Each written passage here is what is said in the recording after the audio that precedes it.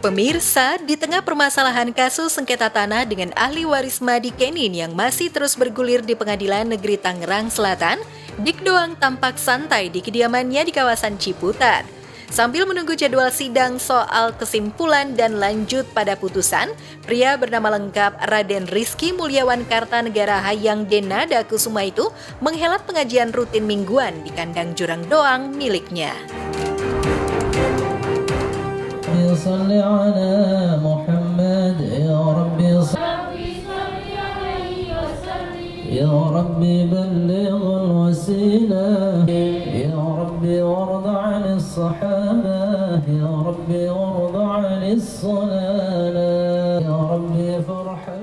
Ini pengajian rutin sholawatan 2 minggu sekali.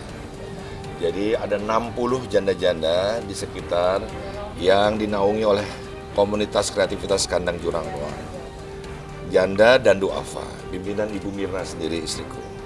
Kali ini karena ada pandemi, jadi kita tetap berputar hanya dengan 10 orang saja. Tapi ini alhamdulillah. Dan biasanya itu Jumat pagi sebelum Jumatan. Tapi karena tadi ada acara dari pengadilan, jadi kita undur setelah sholat Jumat.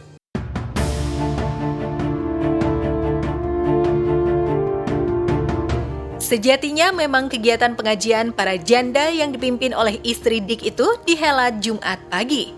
Karena ada agenda pemeriksaan di pengadilan negeri, acara itu pun diundur.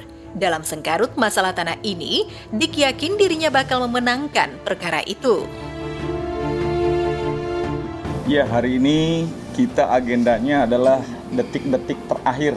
Ya, mudah-mudahan nih, insya Allah Om Dik nih kasusnya dimenangkan. Ya, keadilan berpihak kepada Om Ganteng karena memang semua yang mereka dalilkan kita sudah buktikan.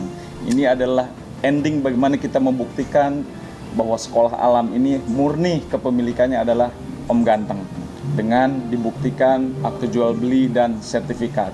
Secara mereka hanya memiliki ya itu adalah girig. Mudah-mudahan perkara ini cukup sekali orang yang coba-coba untuk menggugat Om Dik.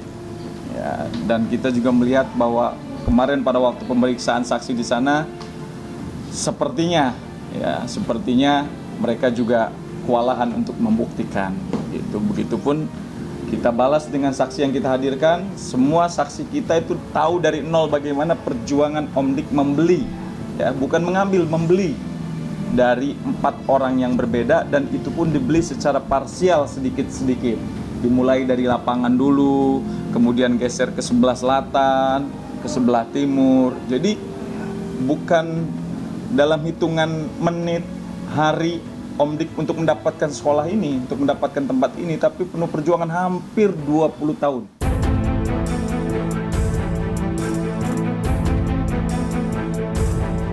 Lantas benarkah Dik sudah menutup pintu damai dengan para penggugat? Dan benarkah pintu damai itu tertutup lantaran sang penggugat meminta uang 50% dari jumlah gugatan sebesar 5,5 miliar rupiah? Dan terakhir kita juga bercengkrama karena mau Jumatan ya. Ini Jumat Barokah ya. Mudah-mudahan menjadi sebuah keberkahan bagi yang terbaik. Pilihan Allah sendiri. Terus mereka ya sama-sama kita makan, sama-sama kita minum ya. Ya aku ngeri lah melihat harmoni itulah sebenarnya. Makanya aku cepat bergegas untuk Jumatan tadi. Karena indah sekali. Karena kami melihat bahwa damainya ini rasanya tidak adil buat klien saya. Ya.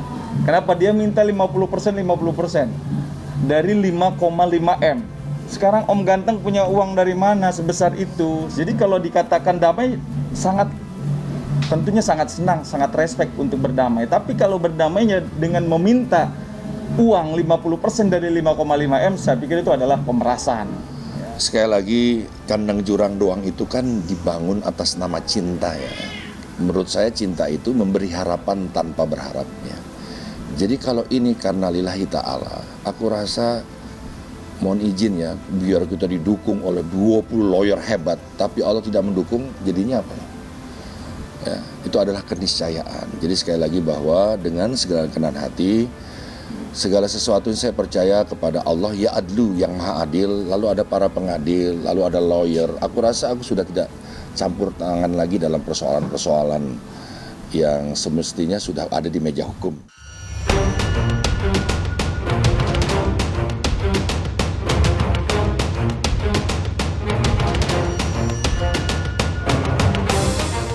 Setelah sebelumnya menjalani proses pemeriksaan, pihak berwajib dari Polres Jakarta Barat akhirnya merilis terkait penangkapan tersangka penyalahgunaan narkoba Jennifer Jill. Mengenakan pakaian tahanan berwarna hijau, Jennifer Jill akhirnya dihadirkan di hadapan awak media. Ia hanya bisa tertunduk saat melewati beberapa media.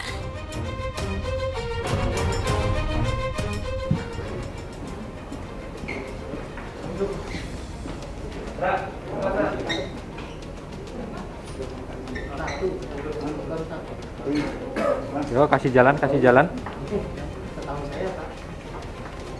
jalan.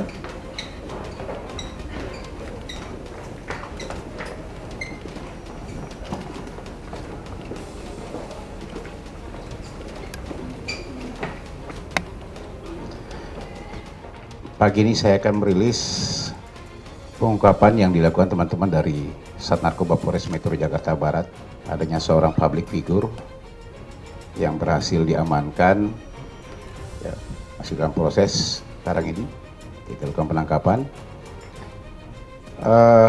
Keterkaitannya dengan kepemilikan narkotika jenis sabu.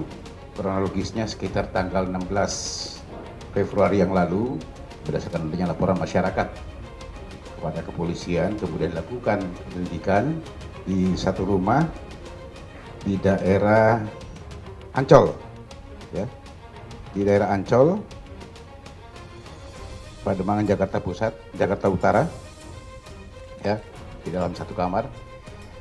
Pada saat itu informasi kita terima, kita lakukan penyelidikan dan kita lakukan penggeledahan di kamar, ya, yang bersangkutan. Inisialnya adalah saudara P pada saat itu di kamar yang bersangkutan.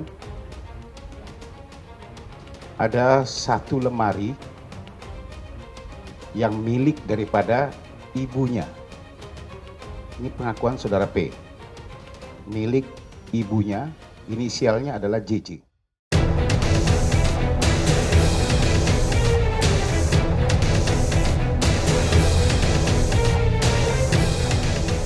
Kini Jennifer Ipel harus menanggung konsekuensi atas apa yang ia lakukan. Polisi pun merilis barang bukti narkoba yang dipakai Ipel berikut dengan alat hisapnya. 2 paket klip. Berat brutonya adalah 0,39 gram. Hasil pemeriksaan di laboratorium forensik untuk yang diduga sabu ini positif memang sabu-sabu.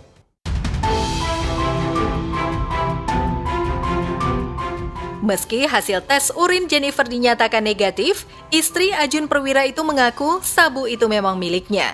Ia juga menyebut narkoba jenis sabu itu dimiliki olehnya sejak 4 tahun lalu. Saudara P, saudari JJ sebagai ibunya, dan saudara AP adalah orang tuanya sendiri, bapaknya, dilakukan pemeriksaan memang. Ya, sudah ramai di media, dilakukan pemeriksaan urin, tes urin. Ketiganya negatif. Hasil pemeriksaan dilakukan di Polres ini, saudari JJ mengakui bahwa memang itu adalah miliknya. Keterangan awal miliknya memang sejak 4 tahun yang lalu. Kami masih mendalami. Ya, barang haram itu memang dia miliki dan dia dapat dari orang inisialnya A, yang satu inisialnya R. Ya, masih dalam proses penyidikan semuanya. Nanti kabarin ya. Sekarang gimana kalau negatif? Ya.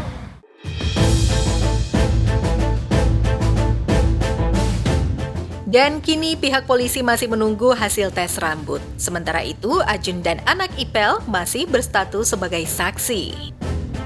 Untuk lebih memastikan lagi, saudari JJ ini kita bawa ke laboratorium forensik untuk pemeriksaan tes rambut untuk mengetahui apakah memang yang bersangkutan memang pemakai atau bukan. Ya, karena urinnya negatif. Sementara kita jadikan saksi. Karena memang pengakuan dari saudari JJ dan juga diperkuat oleh anaknya sendiri, saudara P, memang ini adalah milik daripada ibunya atau saudari JJ.